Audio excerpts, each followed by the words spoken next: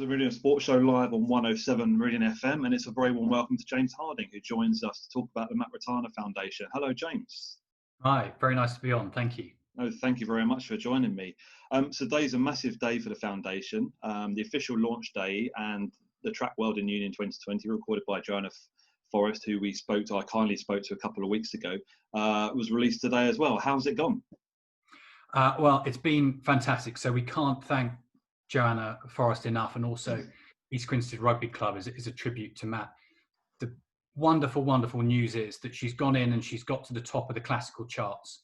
So it's come in with a great bang. I mean, we all know it's a very emotive song, and it's brilliant for everyone.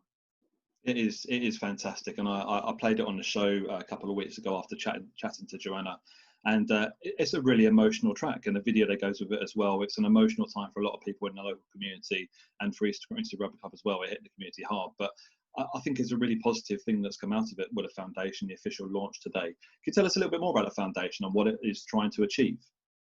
Yeah, absolutely. So obviously, in light of the tragic loss of Matt during his police duties, his partner Sue and a number of his friends and those at the club felt that we should get together and not let all the tireless work that he'd done on his initiatives and projects go to waste.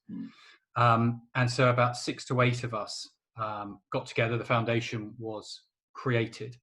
And that's purely to drive everything that Matt had been doing and loved, and put the spirit into putting back into the community and giving an outlet for young people to lead fulfilling lives. I mean, he was very keen not for any young adult to become lost.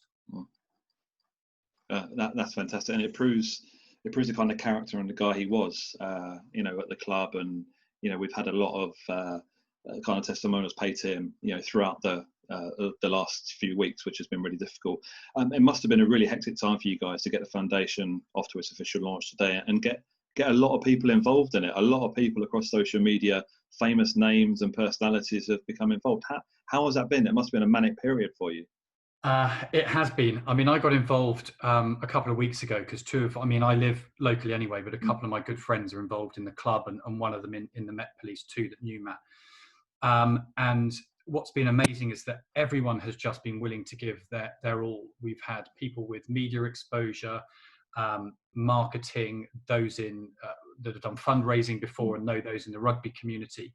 We have had tremendous help from the Atlas Foundation that's given us a base and a platform to launch the fund from whilst we get set up. So, Simon Shaw launched that on television today.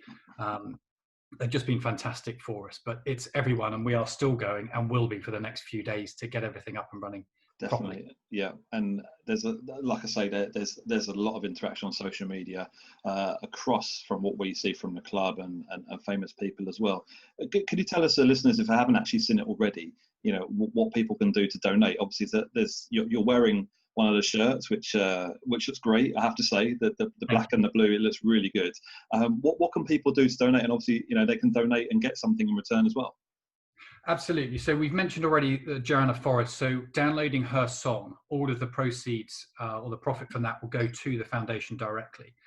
But anyone wishing to support can go via the foundation website, which is mattrattanarugby.foundation, or search out on our hashtag, which is hashtag try for Matt. That's the number 4, Matt. And if they go on there, we're doing a rugby challenge where you donate to the charity. You get the opportunity to then have some form of gift in the way of some of the memorial kit that we've put together, like this polo shirt. We have bobble hats and long sleeve shirts. And as part of that, you're also sent a link, which is an AR frame for social media that allows you to create a picture of you in that shirt before it arrives, which we then ask to post out on social media, tag 4 of your friends to do the same, and get the cycle going in the challenge. And it's been working phenomenally so far today. Yeah, seen that all across social media today, and it's been fantastic. I should be doing my day job, but actually it's been catching my eye throughout social media today, and it's been a really good launch, I have to say, and I hope it continues, into the future. Obviously, this interview is going to be aired on our show on Tuesday, so it'd be interesting to see to keep an eye on it, across the weekend and until then. Obviously, you're not a stranger to raising money yourself, are you? And you've got a Guinness World Record, I believe. Is that right? I do. I did it with a group of challengers. We trekked a good part out to the magnetic North Pole with another great rugby charity, Wooden Spoon. And no one's been silly enough to do it since. We played a rugby match out there, so we're hoping that's going to stand for quite a while. But I hope the Matt Ratana Rugby Foundation goes from strength to strength to do even more than we have here. Yeah, we think we'll make 50,000 shortly, and we're hoping to be through 100,000 by the end of the weekend. I mean, that would be a tremendous ability to put into the community and put back what we can. for sure, definitely, and I really hope that happens, and hopefully it achieves bigger targets than you're expecting, because that'll be absolutely fantastic with all the promotion that's happened this week in build up to it, and particularly today. You've already said where people can go to get involved in the foundation, and we will share all of the links and that kind of thing across our social media platforms. But just quickly, how did you get involved in a foundation? When did you first hear about it starting up, and then the ideas behind it? Well, we'd been going through East Grimsby before. I'd been part of the Vets for a very short period, actually prior to Matt coaching, so I wasn't underneath him there. But a very good friend of mine, Sean Morgan, we were at university together, and Darren Cox, who was on the police side. We were obviously very devastated at the time to hear about Matt, and things built from there. And when Sean approached me, having known what I'd done before, he didn't even have to ask, really. Everyone's been more than willing to get involved there and talk to the club. And, it's been great that the rugby community's got behind it.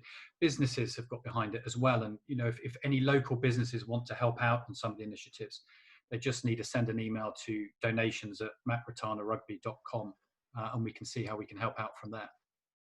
That's fantastic. Well, we're going to keep an eye on how things progress over the next few weeks, and obviously into the show when we air this interview on Tuesday.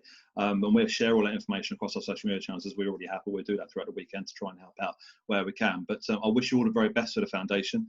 Good luck with the fundraising, and a huge thank you to you, James, for joining us today. It's been really wonderful. Thank you.